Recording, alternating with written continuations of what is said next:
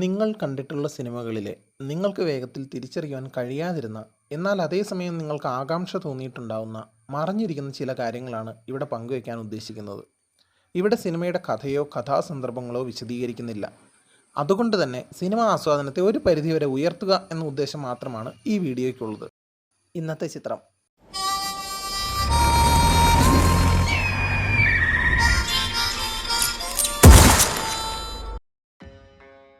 ചിത്രത്തിൻ്റെ തുടക്കത്തിൽ ചാപ്രയും പുന്നാരിയും തമ്മിലുള്ള രാത്രി സംഭാഷണങ്ങളിൽ വരുന്ന ഇലക്ഷനെക്കുറിച്ചും തങ്കമണിയിലെ ഒരു മുതലാളി പിടിച്ച കിടുതാപ്പിൻ്റെ പേരിൽ ഇടതിന് കിട്ടാനാണ് സാധ്യത എന്ന രീതിയിലേക്ക് ചർച്ച നീങ്ങുന്നതായി കാണിക്കുന്നുണ്ട്. പിറ്റേന്ന് വസുദേവൻ ബസ്സിൽ വന്നിറങ്ങി ചായക്കടയിലേക്ക് ചെല്ലുമ്പോൾ അവിടെ ഇരുന്ന് പത്രം വായിക്കുന്ന മാലാഖയെ കാണാം. ആ മലയാള മനോരമ പത്രത്തിൻ്റെ മുൻ പേജിൽ ഒരു മന്ത്രിസഭയെ താഴെയിറക്കാൻ കാരണമായ തങ്കമണിയിലെ ബസ് എന്ന തലക്കെട്ടോടെ ചിത്രമടക്കം വാർത്തയും കാണാം. തങ്കമണിയിലെ പോലീസ് ലാത്തിച്ചാർജും വെടിവയ്പ്പും നടന്ന 1986 ഒക്ടോബർ 21-നാണ്. പിന്നീട് നടന്ന കേരള നിയമസഭാ തിരഞ്ഞെടുപ്പ് 1987 മാർച്ച് 23-നായിരുന്നു. ചിത്രത്തിലെ കഥാപാത്രങ്ങൾ പറയുന്നത് പോലെ ആ ഇലക്ഷനിൽ ജയിച്ചത് ഇടതായിരുന്നു എന്നത് മറ്റൊരു ചരിത്രം. കാളഹസ്തി പോലീസ് സ്റ്റേഷനിലെ പോലീസ് മാപ്പ് ഇടുക്കി ജില്ലയുടെയാണ്.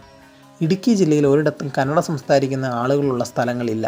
ഇതൊരു പൂർണ്ണമായും ഭൂമിശാസ്ത്രപ്രകാരം സാങ്കല്പിക സ്ഥലം ആണെന്ന് ഇതിലൂടെ ഉറപ്പിക്കാം. ചിത്രത്തിൻ്റെ നിർമ്മാതാക്കളിൽ ഒരാൾ ചെമ്പൻ വിനോദ് ചിത്രത്തിൻ്റെ പ്രധാന കഥാപാത്രങ്ങളിൽ ഒന്നിലെത്തുന്നുണ്ട്. എന്നാൽ ചിത്രത്തിൻ്റെ സംവിധായകൻ ഇടയ്ക്ക് വന്നു പോകുന്നുണ്ട്. ഇലക്ഷനോടനുബന്ധിച്ച് തോക്ക് പോലീസ് സ്റ്റേഷനിൽ ഏൽപ്പിക്കാൻ വരുന്ന സ്വാമിയായി അഭിനയിച്ചത് ഉല്ലാസ് ചെമ്പനാണ്. വസുദേവൻ കാളഹസ്തിയിലേക്ക് വന്നിറങ്ങുന്നത് എറണാകുളം രജിസ്ട്രേഷനിലുള്ള അങ്കമാലിയിലേക്ക് പോകുന്ന ബസ്സിനാണ്. ബസ്സിലെ ബോർഡിൽ കന്നഡ ഭാഷയിൽ എഴുതിയിരിക്കുന്നത് മലയാളത്തിലേക്ക് തർജ്ജമ ചെയ്താൽ അങ്കമാലി എന്നാണ് കാണുക. 2022 പുറത്തു വന്ന അപ്പോളോയുടെ എൻഡ്യൂട്രാക്സ് MD ടയർ 1987 ബസ്സിന് എങ്ങനെ വന്നു എന്നത് മറ്റൊരു രഹസ്യം. ചായക്കടയിലെ സിഗരറ്റിൻ്റെ പരസ്യം കണ്ടിട്ടാണ് ഗില്ലാപ്പികളിൽ ഒരാൾ കടക്കാരനോട് സിഗരറ്റ് ചോദിക്കുന്നത്. ആ പരസ്യം പ്രേം നസീറിൻ്റെ കയ്യൊപ്പോട് കൂടിയ വിൽസ് ബർക്ക്ലി സിഗരറ്റിൻ്റെ പരസ്യമാണ്. ഒരു സിഗരറ്റിൽ നിന്നും ഞാൻ ആശിക്കുന്ന എല്ലാ ഗുണങ്ങളും തികഞ്ഞതാണ്: നിറഞ്ഞ ആസ്വാദ്യത, നല്ല വാസന, തൃപ്തികരമായ പുകവലി എന്ന് പ്രേം നസീർ പറയുന്നു എന്ന സബ് ടൈറ്റിലോട് കൂടി പോസ്റ്ററിൽ സിനിമാ ലോകത്തിൻ്റെ സ്നേഹഭാജനം എന്ന തലക്കെട്ടും ശ്രദ്ധേയമാണ്. വസുദേവൻ കാളഹസ്തിയിലേക്ക് വന്നിറങ്ങി ചായ കുടിക്കാനായി ചെല്ലുന്ന ചായക്കടയുടെ ഒരു ഭാഗത്ത് പഴയൊരു കന്നഡ സിനിമയുടെ പോസ്റ്റർ കാണിക്കുന്നുണ്ട്. അത് 1986 ജൂൺ 19 ഇറങ്ങിയ ആനന്ദ് എന്ന സൂപ്പർ ഹിറ്റ് ചിത്രത്തിൻ്റേതാണ്. ഇപ്പോഴത്തെ കന്നഡ സൂപ്പർ സ്റ്റാർ ശിവരാജ് കുമാർ നായകനായി എത്തിയ ആദ്യ ചിത്രമാണത്.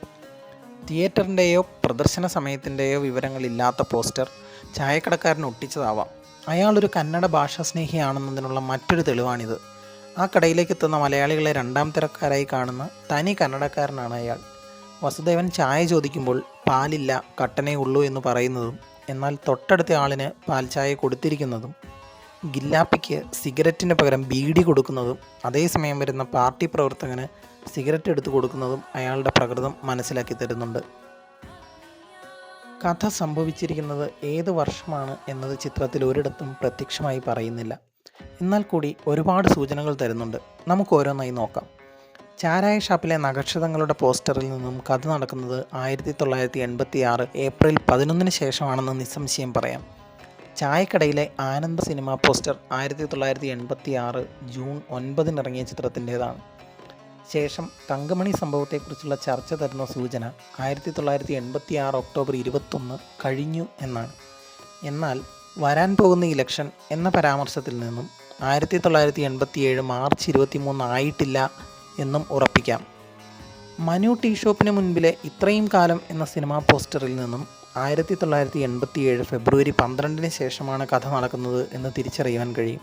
അവസാനമായി ചാരായ ഷോപ്പിലെ 2 കലണ്ടറുകളിൽ ഒന്ന് 1986-ലേതും മറ്റേത് 1987-ലേതുമാണ്.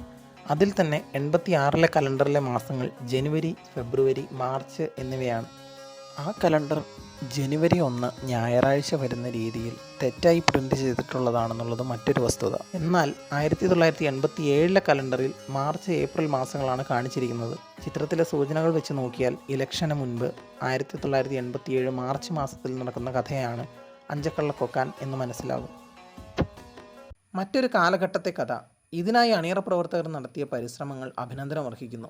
കഥയിലേക്ക് കടന്നാൽ ഓരോ കഥാപാത്രങ്ങളുടെ പ്രാധാന്യവും കഥയിലെ സൂക്ഷ്മമായ വിവരണങ്ങളും ഒരുപാടാണ്. അത് സിനിമ കണ്ടു തന്നെ ആസ്വദിക്കുക.